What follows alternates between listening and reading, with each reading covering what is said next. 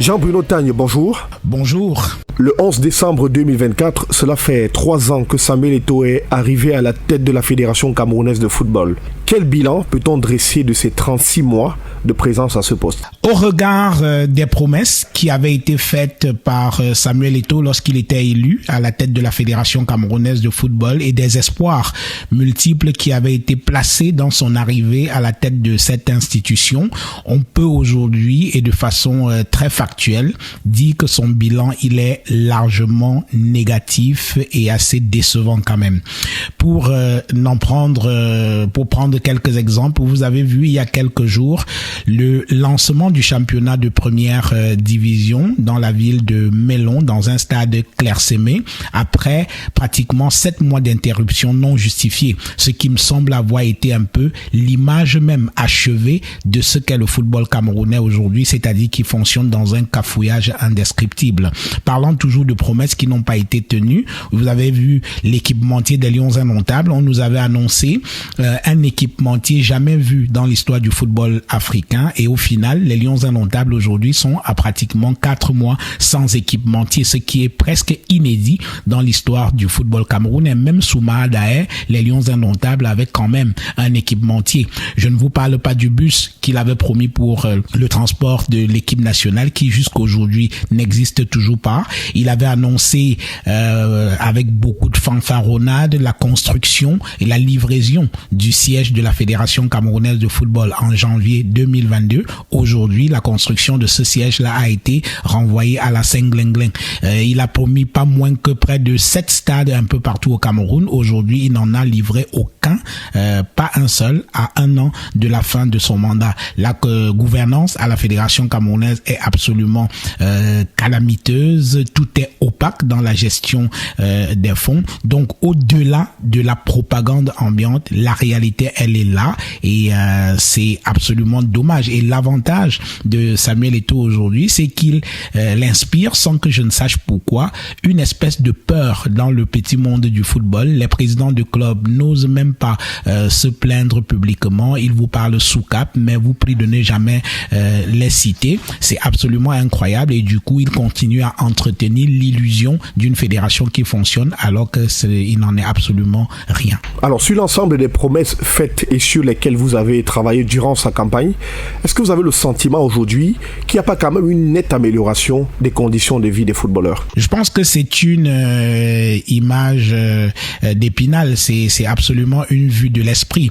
Tout est parti de ce que je considère comme le bluff fondateur sur cette fameuse histoire de conditions des footballeurs qui auraient été améliorées. C'est que Samuel Eto'o, qui est un as de la com personnelle bien sûr, a annoncé que chaque joueur du championnat de première division aurait au moins 200 000 francs de salaire. Mais la réalité n'est pas celle-là. Vous pouvez regarder tous les rapports successifs du SINAFOC sur cette question pour bien voir que beaucoup de joueurs dans le championnat de première division ne sont pas du tout payés, même pas à 200 000 francs CFA, et pratiquement pas du tout. Beaucoup de clubs ne réussissent pas à payer. Pour une raison qui est toute simple, c'est du populisme pur. C'est un peu comme si le président Biya aujourd'hui faisait un discours où il disait que tout le monde au Cameroun aura un SMIC de 200 000 francs CFA au moins. Alors, il faudrait encore qu'ils viennent dans nos maisons, voir à combien nous allons payer nos ménagères, voir à combien nous allons payer nos gardiens, nos chauffeurs, ainsi de suite. Et la propagande du président Biya aura beau jeu de dire qu'il a augmenté le SMIC à 200 000 francs, alors qu'en réalité, ce n'est qu'une vue de l'esprit. Mais pourquoi les footballeurs en question et les présidents de clubs ne se plaignent pas publiquement? Je vous ai dit tout à l'heure, sans que je ne comprenne pourquoi, Samuel Eto'o inspire une espèce de peur incroyable à tout le monde. Personnellement, j'ai jamais eu peur de lui, et je ne comprends pas comment des pères de famille peuvent avoir aussi peur de lui. Quand j'écrivais mon livre L'arnaque il y a 1 an, j'ai discuté avec des présidents de clubs, des anciens footballeurs, des anciens Lions Indomptables et tout. En privé, ils vous racontent des choses extraordinaires, mais dès que vous ouvrez le micro, tous ouais. Donc il y a une peur que je n'arrive pas à m'expliquer. Et donc aujourd'hui, c'est pour cela que les choses ne changent pas dans le football camerounais, parce que personne n'a le courage de prendre la parole pour dénoncer les choses de manière claire, en pointant uniquement les faits, sans qu'on puisse être accusé d'acharnement, de jalousie ou de quoi que ce soit. Uniquement des faits, y compris des anciens footballeurs qui gagnent très très bien leur vie, parce que on a parfois l'impression que c'est le fait de quelques crevards qui ont peur de perdre quelques privilèges, mais je vous dis, vous avez des anciens lions indomptables qui normalement n'attendent rien de lui, qui gagnent très très bien leur vie, mais qui se sentent toujours obligés de se coucher, de dire des choses qu'ils ne pensent même pas, simplement parce que on veut lui faire plaisir, on a peur de lui. Et c'est absolument dommage. Quand vous regardez le comité exécutif de la Fédération camerounaise de football aujourd'hui, il est constitué de qui? Essentiellement de gens complètement couchés. Et ça nous fait regretter une époque où il y avait dans le comité exécutif de la Fédération camerounaise de football et dans le monde même du football en général, des gens à la personnalité bien trempée, les Essomba Yenga, Jean-René Atanganambala, David Mayebi, John Begeninde, Lenga Sapi, ainsi de suite. Et donc, à cette époque-là, quand vous étiez président de la Fédération camerounaise de football, vous ne veniez pas à un comité exécutif de la FECAFOOT en sifflotant les mains dans les poches. Vous faisiez bien votre homework avant de vous présenter devant ces gens-là, parce que c'était chaud. Voilà. Or, aujourd'hui, tout le monde est couché. Parfois, avant les réunions du comité exécutif, vous voyez des bons hommes qui sont là, ils demandent des selfies. Donc, qu'est-ce que vous pouvez attendre de ces gens-là? Donc, absolument rien du tout. Et Samuel Eto'o, il surfe sur cette peur injustifiée qu'il imprime chez les gens pour malheureusement ne pas faire grand-chose à la tête du football camerounais aujourd'hui. Division des acteurs du football, naissance des Égligiens et des Hiboux, suspension de plusieurs membres de la Fédé, tentative de modification des textes de la FECAFOOT pour faire passer le mandat de 4 à 7 ans, perte de plusieurs procès, rififi autour des subventions allouées au club, pas d'équipementier pour les Lions indomptables, tension avec le Sinafoc et l'ONIES, le bateau FECAFOOT, version Samuel Eto'o est-il en train de prendre de l'eau, Jean-Bruno? Écoutez, j'aime bien quand vous faites toute la litanie de ces problèmes que l'on observe aujourd'hui dans le football camerounais, et c'est absolument factuel. Pendant longtemps, le discours politique au Cameroun sur le football consistait à dire qu'il est un élément de rassemblement, de cohésion nationale. Aujourd'hui, le football divise plus que jamais à cause d'un seul homme, Samuel Eto'o, qui pour sa gloire a divisé les Camerounais en véritables factions. Ou vous êtes pour lui, ou vous êtes contre lui, et on vous attaque avec une violence incroyable, ce qui fait que aujourd'hui très peu de gens ont le courage de prendre position, de prendre la parole pour dire ce qu'ils pensent de la marche du football camerounais. Vous avez vu à quelle sauce a été bouffé quelqu'un comme Joseph Antoine Bell, coupable simplement d'être quelqu'un qui dit ce qu'il pense sans mettre de gants. Vous avez vu tout l'acharnement et toute la violence qui a été exercée contre Jérémy Sorel Nditable, coupable simplement d'être le président du Sinafoc, qui est là pour défendre les intérêts des footballeurs. Et je peux multiplier comme ça à l'envi des exemples de cette violence-là qui a été instaurée à la Fédération camerounaise de football et qui a été fabriquée dans les réseaux sociaux pour essayer de caporaliser tout le football camerounais. Donc voilà, on est revenu à quelque chose d'absolument barbare où les gens ont l'impression que le football camerounais appartient à un individu et personne n'a le droit de dire quoi que ce soit là-dessus. Et c'est pour ça que lorsque j'ai écrit mon livre L'Arnaque, je l'ai considéré comme un acte de résistance contre la tyrannie ambiante, résistance, contre l'imposture et résistance enfin contre une certaine façon de faire qui n'allait pas dans le sens des intérêts du football. Évidemment, les gens lucides sont toujours les moins nombreux, les imbéciles sont toujours en très grande foule. Est-ce qu'il faut tout mettre sous Samuel Eto'o? Est-ce que la gestion de Samuel Eto'o n'est pas plombée par l'hyper-présence du politique dans l'accompagnement des Lions indomptables et du football en général? Pourquoi les dirigeants camerounais ne peuvent pas laisser la FECAFOOT amorcer une fois et définitivement l'atteinte de son autonomie? Alors, je pense que c'est le contraire qu'on est en train d'observer aujourd'hui. Aucun autre président de la Fédération camerounaise de football avant Samuel Eto'o n'a bénéficié d'autant d'indépendance que lui en ce moment.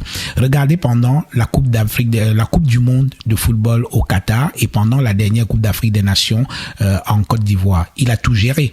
Et vous vous souvenez que c'est un discours du président de la République qui est venu lui retirer les clés du camion. Parce que au départ, quand il est arrivé, on a voulu lui faire confiance parce qu'on se disait, bon voilà, c'est une icône absolue du football camerounais, il maîtrise très bien le milieu, nous allons lui laisser les mains libres pour qu'il puisse travailler, mais résultat des courses, il a utilisé le pouvoir qu'on lui avait donné, non pas pour faire avancer le football, mais pour essayer de régler ses comptes et essayer de fanfaronner. Et c'est pour cela que le président de la République, de sa propre bouche, dans un discours, a dit qu'il fallait remettre de l'ordre là-dedans. Donc on ne peut pas aujourd'hui dire que s'il échoue de manière absolument spectaculaire à la tête de la Fédération camerounaise de football, si les résultats ne suivent pas dans toutes les sélections nationales, c'est la faute du gouvernement. Non, le gouvernement lui a laissé les mains totalement libre pour agir, sauf que malheureusement, il ne s'en est pas montré digne. Quand vous regardez l'époque des gens comme Iya Mohamed, il aurait tellement souhaité avoir les mains aussi libres pour agir que Samuel Eto'o.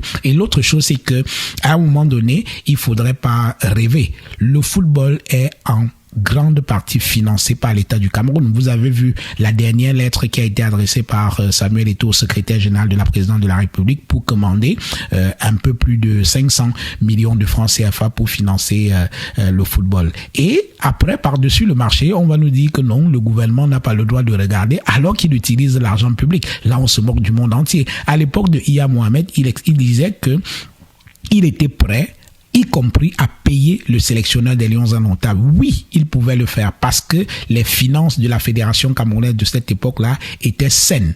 Il avait un contrat en béton avec Puma et Puma était même prêt à payer n'importe quel sélectionneur choisi par le Cameroun. Or, aujourd'hui, sur Samuel Eto'o, c'est impossible. Vous avez vu toute la crise financière qu'il y a à la Fédération camerounaise de football. La filouterie d'hôtels un peu partout, des gens qui ont loué des véhicules à la Fédération qui n'ont toujours pas été payés. C'est la banqueroute totale de ce côté-là. Mais beaucoup ont prédit que Samuel Eto'o ne finira pas ses 4 années à la tête de la FECAFOOT. Pourtant, d'autres lui prédisent désormais 12 ans au moins à la tête de l'institution. Pensez-vous qu'il puisse avoir un candidat à même de battre Samuel Eto'o dans une élection régulière à la tête de la FECAFOOT dans 12 mois? C'est possible, Jean-Bruno? Écoutez, je pense que l'une des choses qu'on ne peut pas nier à Samuel Eto'o, c'est sa capacité à se battre. Il sait se battre et il est très très à l'aise en situation de conflit. C'est quelqu'un qu'il faut absolument psychanalyser. J'espère que quelqu'un fera ce boulot-là pour l'histoire, parce que c'est très très important de comprendre ce personnage. C'est que vous et moi qui sommes des personnes ordinaires, lorsqu'on est pris dans une tempête, la première chose à laquelle on pense, c'est de s'arrêter, laisser passer le mauvais vent avant de reprendre la marche. Mais Samuel Eto'o, lui, fonce là-dedans pour se battre. Ça, c'est un peu le personnage. Et aujourd'hui, il sait que il ne lui reste plus qu'un an à la tête de la Fédération camerounaise de football et il est déjà en train de manœuvrer. C'est un grand manœuvrier. Il est en train d'essayer de torpiller les textes pour essayer de se représenter à la tête de la Fédération camerounaise de football. Et les élections à la FECAFOOT, c'est un peu comme les élections au Cameroun en général. Battre Paul Biya, ce n'est pas une mince affaire. Pas parce qu'il gagne, mais parce qu'il a des petits trucs comme ça là pour pouvoir se maintenir. Mais quand vous parlez de petits trucs, à quoi faites-vous allusion, Jean-Bruno Tanier? Comment se passe le processus sélectif à la FECAFOOT? Par exemple, tailler les textes à sa mesure. Vous avez vu toutes les dispositions qu'on est en train de modifier dans les statuts de la Fédération camerounaise de football. Il y avait par exemple une disposition qui disait que lorsque vous avez été condamné, vous n'avez plus la possibilité d'être candidat à la Fédération camerounaise de football. Rien que cette disposition éliminait d'office Samuel Eto'o à la course à la prochaine élection à la Fédération camerounaise de football. Mais il a fait sauter cette disposition-là. Il y a pas mal d'autres choses où il a une autre disposition où il limite l'âge pour être candidat à la Fédération camerounaise de football. Il ramène à, je sais plus trop à quel âge, pardonnez-moi pour ce trou de mémoire, et qui correspond exactement à l'âge de Yannick Noah. Donc vous voyez, de manière absolument minutieuse, il est en train de tailler les statuts de la Fédération camerounaise de football à sa mesure pour pouvoir se représenter. Et là, dans un comité exécutif constitué de béni oui, personne n'a le courage de pouvoir lui dire, monsieur, tu t'arrêtes là, stop, il y en a marre. Non, il y a personne qui a le caractère, qui a la personnalité qu'il faut dans son comité exécutif pour pouvoir lui tenir tête, hélas. Et dans ce cas, pensez-vous qu'il faut lui confier un second mandat pour pouvoir se rattraper à la tête de la FECAFOOT? Alors, il ne me revient pas, moi, de dire si Samuel Eto'o doit rempiler ou non à la tête de la Fédération camerounaise de football. Je pense que la décision lui revient d'abord. Et deuxième chose, il va falloir qu'il remplisse les conditions pour y participer. Et si jamais il a le désir de se présenter, il remplit également les conditions pour y prendre part. Après, les électeurs, les délégués à l'Assemblée générale élective en décideront. Donc, ce n'est pas à moi de le faire. Et ces délégués en décideront en leur âme et conscience s'ils en ont encore et s'ils pensent encore un peu à l'intérêt du football. Mais si on était dans un environnement normal, au regard du bilan désastreux de Samuel Eto'o, je pense que la décence voudrait qu'il ne se représente plus pour arrêter la saignée et laisser la place à quelqu'un d'autre qui a un peu plus de compétences pour pouvoir diriger le football camerounais. Dans vos rapports, une plainte avait été annoncée sur les réseaux sociaux contre vous par Samuel Eto'o. Où en est-il, Jean-Bruno? Écoutez, moi-même j'ai lu cela dans les réseaux sociaux. Pour vous répondre très simplement, personne n'a jamais déposé aucune plainte contre moi, pas Samuel Eto'o, il ne peut pas déposer de plainte contre moi parce qu'il sait que ce que j'ai dit dans le livre, c'est la stricte vérité. Et il faut savoir que quand j'écrivais ce livre, j'ai pris toutes les précautions nécessaires pour le faire parce que évidemment je savais que c'est un livre qui devait faire beaucoup de bruit, qui ne devait pas me valoir que des applaudissements et donc j'étais absolument prêt à répondre à n'importe quelle plainte qui serait déposée. Aujourd'hui, je suis presque déçu que personne n'ait déposé une plainte parce que ça m'aurait fait très très plaisir d'affronter mes contenteurs pour ceux qui en existent. Non, aucune plainte n'a jamais été déposée contre moi à la suite de la publication de mon livre L'Arnaque. D'accord. Merci beaucoup Jean-Bruno Tagné. Et qu'en est-il pour terminer vos rapports aujourd'hui avec Mireille Fomekon, avec qui vous avez certainement travaillé dans la campagne de Samuel Eto'o? Oui, écoutez, on n'a pas de rapport. J'ai appris dernièrement parce que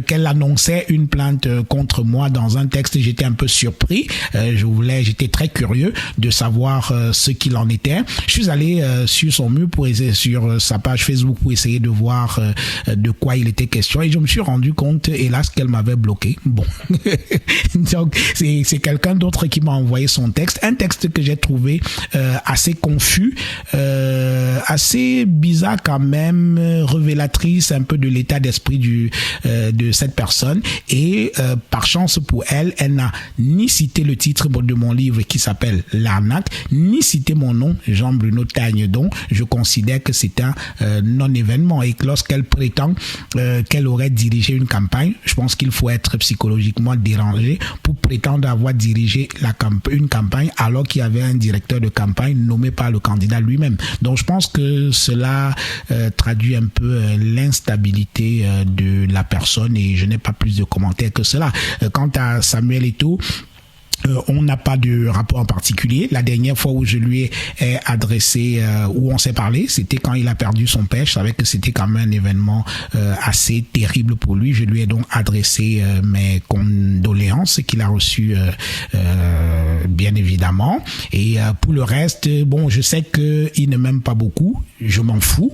Par contre, il me respecte et ça me suffit. A contrario, moi je l'aime énormément. J'ai une admiration profonde et un respect profond pour le parcours du sportif exceptionnel qu'il fut, mais j'aime moins le président de la Fédération camerounaise de football qu'il est devenu et qui me semble un peu nul quand même. Merci beaucoup Jean-Bruno Tagné, c'est la fin de cet entretien. Merci. C'est moi qui vous remercie.